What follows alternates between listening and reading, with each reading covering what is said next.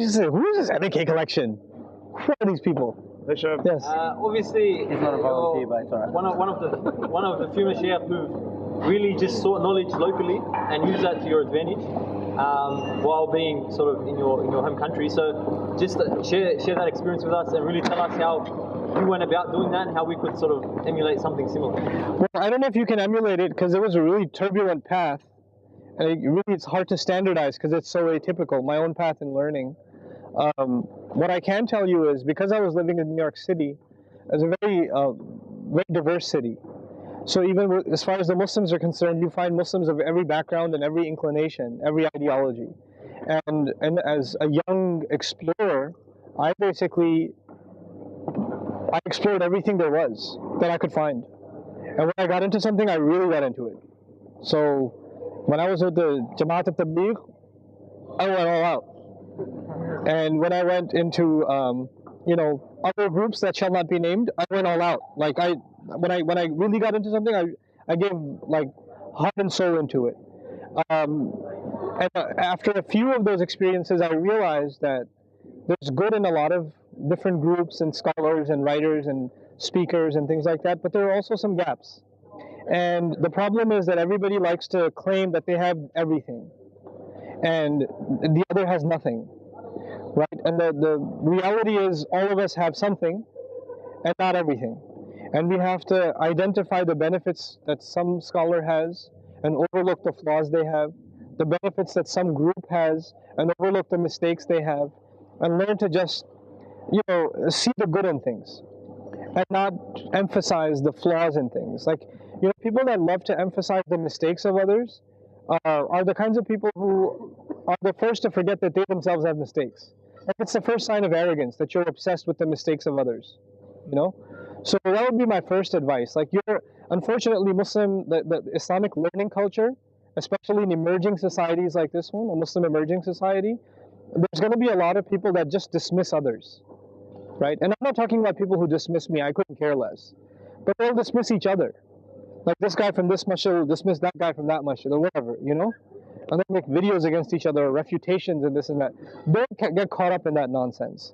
Like, if you find people refuting others, then these people are not worth listening to. Like, that's the easiest giveaway that these people are a waste of time. They couldn't find anything more productive to talk about than somebody else's mistakes. To me, it's unintelligent, it's uncivilized, and it's just not Islamic. It's just not Islamic, So that would be one bit of advice in your own journeys in learning. The second would be, like, emphasize the constants. Like, for me, after going through so many different kinds of material and lectures and durus and classes and things like that, at least for myself, I came to a conclusion that for me, a constant was Arabic learning and another constant was Quran learning. And I came to that conclusion in 1999, and I still hold by that conclusion. In other words, I study hadith, I study fiqh, but I don't tell anybody about it. And if you ask me, I won't tell you anything, because I don't study it to teach it. I study it for myself as a Muslim, right? But what I study to teach and to contribute is Arabic and Quran. That's what I study so I can teach it, right? So you don't necessarily have to teach everything that you learn because you're not an expert in every space. Some things like, I just had to lead the Eid prayer, right? I know the fiqh of leading the Eid prayer, but every year I call an imam and I go through the fiqh of it again right before I do the salah, just because I'm not the expert. You know what I'm saying?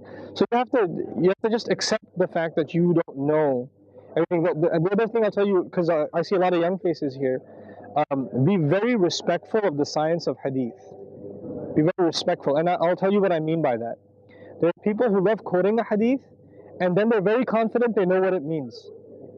This is a serious problem, because if you don't know the context of a hadith, the full narration, the what came before and what came after, the reaction of the Sahaba, there's a lot of information, and until the entire picture, you cannot draw a conclusion from the hadith. And if you are ready to draw conclusions on your own, like you want to be the muhaddith yourself, then this is actually very disrespectful to the science itself.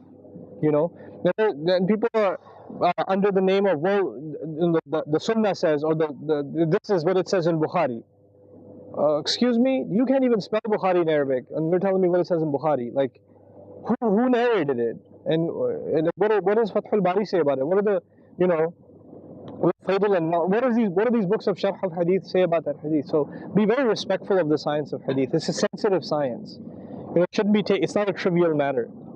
You rarely see me quote a Hadith, and that's not because I don't believe in it, because I have too much respect for it.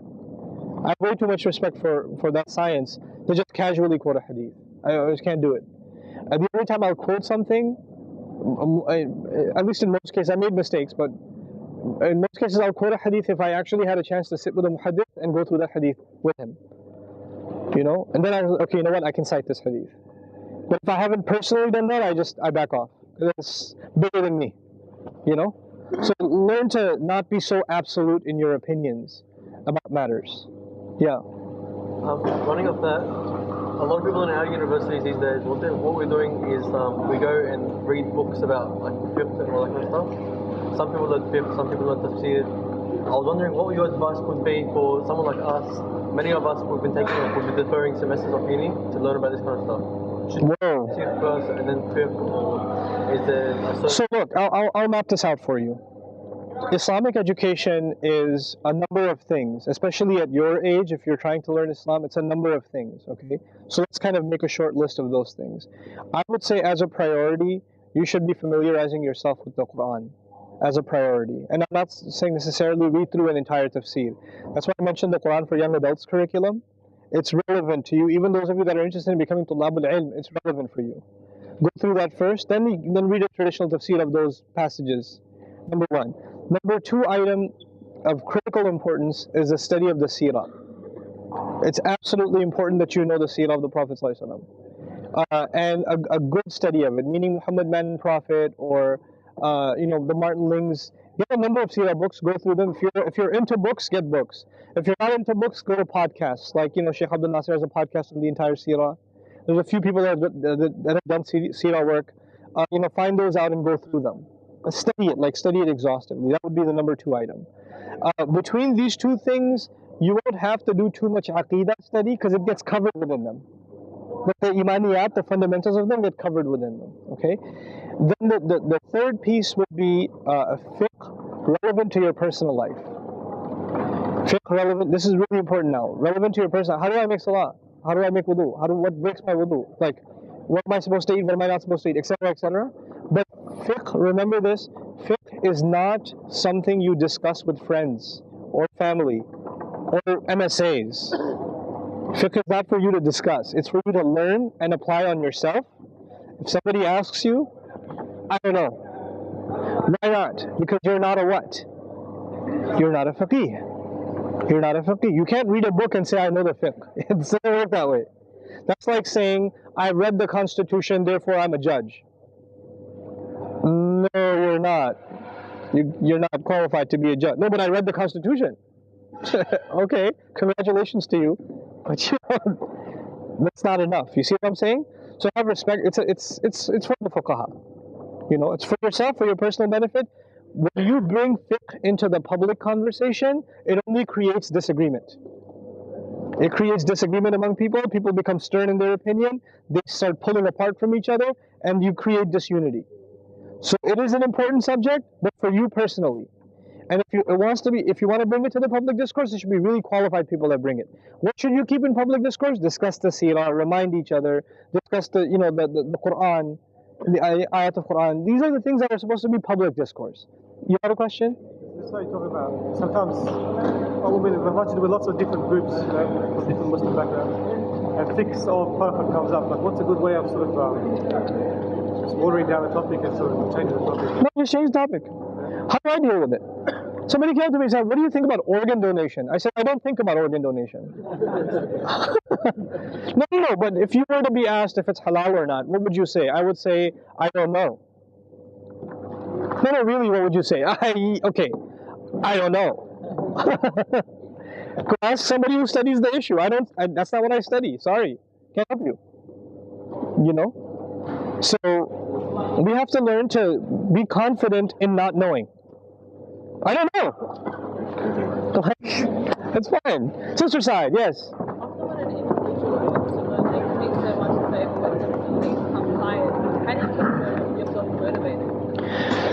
So the problem there is that you're maybe overdoing it. I think learning is not about learning a lot. Learning is about learning well. Even if you know a little, but you know it well, right? So, خَيْرُ الْأُمُورِ أَدْوَمُهَا وَإِنْ قَلَّ. There I quoted a hadith. The best kinds of matters are the ones that are constant, even if they're little. So learn a little. Don't learn, and with sisters especially, don't be stressed out when they're learning. Like you're too stressed out about, am I going to remember this? Did I take good enough notes? Did I memorize all of it? Stop stressing out. Relax. Learning is supposed to be an enjoyable experience. When you start enjoying your learning, you're going to retain it better anyway. Like there's psychological studies now on women learning differently from men. Men they don't worry at all when they're learning, which is like they're not concerned at all. Like even an hour before the midterm, Street Fighter or review, I don't know, just 2 rounds, you know. But the women, they'll get 100 on a test and they'll still say, I'm not sure if I know it. You know, because they're just stressed. So you have to work on not stressing out. You have to work on stressing yourself out a little more. Like I've been teaching groups of men and women in intense class environments for a long time now. And I can tell you, you are 2 different species of students. Like sisters, I don't have to worry about them getting good grades. I have to worry about them thinking that they're not good enough. They're constantly thinking they haven't done enough, even though they are 4 times higher scores average than guys. It gets crazy. The disparity is insane. And on the guy's side, the guy will get a 50, he'll say, I got a 50, but I know it. Like this overconfidence. So there's overconfidence on this side and there's underconfidence on that side. You see? So this is actually where your question stems from. How do we keep a balance? How do we not get burnt? You're doing too much, so you're burning out. Relax, take your time. Quality over quantity. The biggest lesson in life, guys, in learning Islam, is whatever you're learning, enjoy learning it. And the moment you're starting to get bored, do something else. Come back when you can enjoy it again. It's okay. You don't have to study 10 hours a day. You don't have to do that. Listen to a 20-minute thing. You know what I do? I listen to the same lecture 4 or 5 times. I listen to it 4 times without taking any notes. I just listen to it while driving, while doing whatever. The 5th time I sit and take notes. Why? Because I want to take my time, internalize it. Listening to something once, you don't keep it. Yeah. There's a number of rising sort of movements or thoughts rising in the Muslim community, like secularism or humanism or Quranism, especially Hadith. Sure. Tackle those sort of things. I think once you study the Quran, like this is why I started the Quran, because if you study it effectively, then a lot of those isms just disappear. Like the best defense, for example, of Sunnah is the Quran. There's no better defense of the Sunnah than the Quran itself. You know? And people give like, I've read papers like 40 arguments in defense of the Sunnah. I was like, you put 40 weak arguments together. As a matter of fact, if you put 39 good arguments together and 1 weak one, guess what the critic is going to do? He's going to take you to town on the weak one and refute your entire argument. If you have 1 argument that's solid, it's untouchable. That's way better than 40 arguments. You understand what I'm saying? So this is why I'm a believer in Quranic studies, because Allah gave us this book to protect the entire deen. Not just the Quran itself. It protects the entire deen. It protects Aqidah, it protects Iman, it protects Sharia, it protects the Sunnah, it protects all of it. You know? So when you start with it, it does that. You know? Can I just say, can we just, if I don't mind, can we get 3 questions from the girls? 3 questions, yes. I know the girls are always shy. Yes. 3 questions they will go, because after 12 o'clock, it's $2,500 an hour. Alright. Yes, sisters. In terms of Dawah, is there anything specific you like to use, or like I guess like your punchline kind of thing that really draws people in and gets them to think about the deen as a whole, like especially towards? I got nothing. I got absolutely nothing. I just, you know what I do with my life? I study Quran, and like this program, this was actually a decided subject.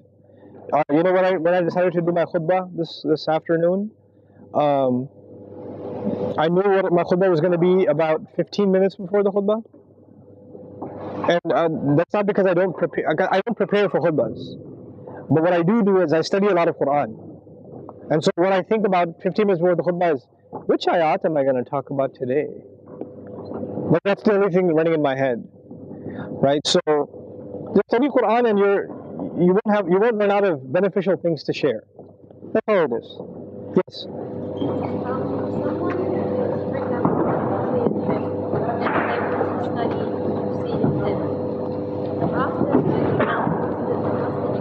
After learning?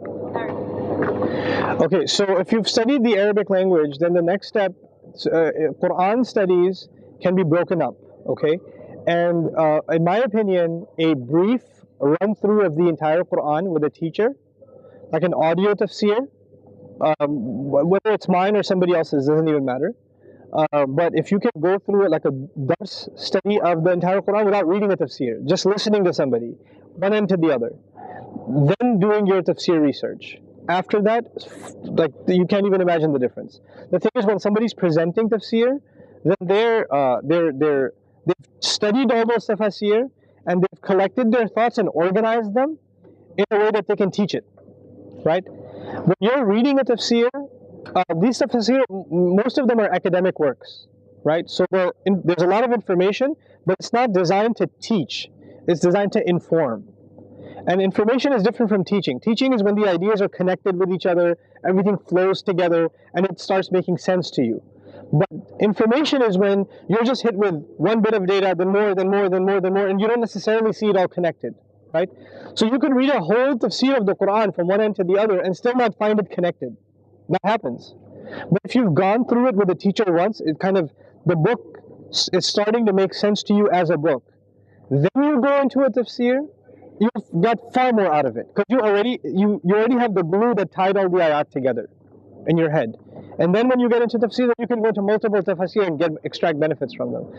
Take it from me, I study maybe 26 tafsir for an ayah if I'm doing in-depth study. Right? But before I do any of them, I listen to at least 3-4 lectures of different shuyukh on that ayah to gain, like they did the research already, and this is what they came to, the juice of it.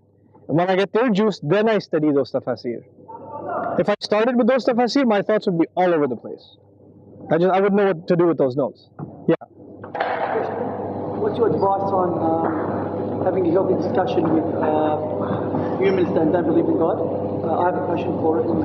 Are there links or are there lectures where we can refer to so that we don't insult or we fall into the trap where we don't know how to discuss the meaning? Yeah, I think Hamza Sources has done a lot of good work. IERA, I think the group is called, out of England. Also, there's a really fantastic book. It's very well written, very intelligent discussion called God, Islam, and the Skeptic Mind by Sayyid Fariduddin. Very, very well written. He traveled across the Muslim world and interviewed Muslims who become skeptic and atheist. Just interviewed them. He didn't debate them. He just interviewed them and wanted to understand their thoughts and wrote a synopsis of his discussions. It's really well done. I think it's a fantastic resource, inshallah. At least in that particular space. Sister's turn. Anybody go? Yes. It might be idealistic, but in terms of, for example, planning an event that for the whole community, what's the one topic that you would suggest that would unite everyone? I don't say it's idealistic, but if you focus on family, it's a unifier. Marriage, parenting, these are unifiers. I think for the youth, of course, topics that surround leadership, self-esteem, confidence. These are things we're not talking about and we need to. There's a big self-esteem problem in the Muslim community.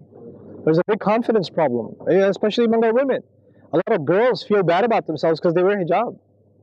Like they feel like they're less than others. And they keep the feeling to themselves. And that needs to be crushed. Like they need to be very strong on the inside, So I just feel like we've overlooked some very, very important subjects. And as a result, we've developed a lot of internal problems. So if we kind of assessed what those problems are, and you guys are activists, you know what those problems are, and try to address those kinds of issues, inshallah, it'll be a benefit for the Muslims. Yes? Okay, go ahead. Why this? Like, what made you do this? Do what? What do I do?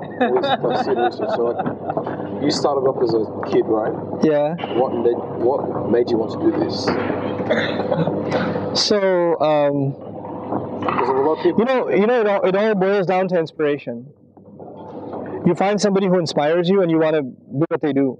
Who inspired you? My teacher, Dr. Abdul Sami. Last question from the girls in My teacher. It was just, I saw him. There's a couple of things. There were a couple of turning points. There was my teacher who inspired me to learn. Then I was forced to teach one time, and there was a brother I looked up to who's older than myself. He's a very smart too. He's PhD out of MIT, like super smart guy. And I was teaching for 3 minutes. It was a 3-minute like lightning teach session. They were teaching us how to teach, and I didn't think I had it in me. Whatever. So I taught it, and he goes, "You're a natural teacher. You should consider teaching." And up until that point, I did not think of myself as a teacher. And just those words, I started seriously thinking about teaching as a profession. Sometimes it's just like some encouraging words from someone that can change your entire life. So that's what I mean by inspiration. Alright guys, Jazakumullah khair, group photo, we're going home. Because I know your father's all going to... Takbir! Allah Akbar! Takbir! Allah Akbar! Nobody will know that in a photo. Nobody will know that in a photo.